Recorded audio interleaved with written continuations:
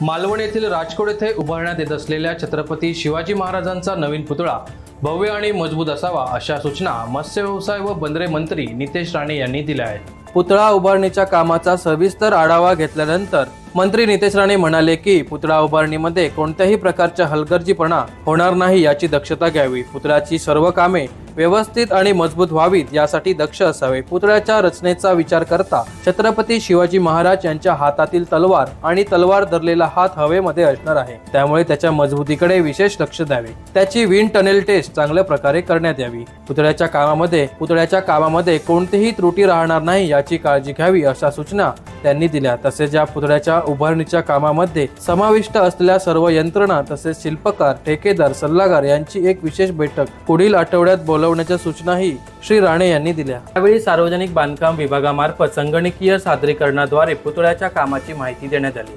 या पुतळ्याच्या पायासाठी संपूर्णतः स्टेनलेस स्टीलचा वापर करण्यात येणार आहे, तर 60 फूट उंचीचा हा पुतळा संपूर्ण ब्रॉन्झ मध्ये तयार करण्यात येणार आहे। स्टॅच्यू ऑफ युनिटी उभारणाऱ्या कंपनीला या पुतळ्याचे काम देण्यात आले आहे। या पुतळ्याच्या कामासाठी 31,75,00,000 रुपयांचा प्रस्तावास प्रशासकीय मान्यता देण्यात आली असून राजकोट येथे जागेवर पायाचे व चबुतऱ्याचे काम प्रगतीपथावर असल्याची माहिती देण्यात आली।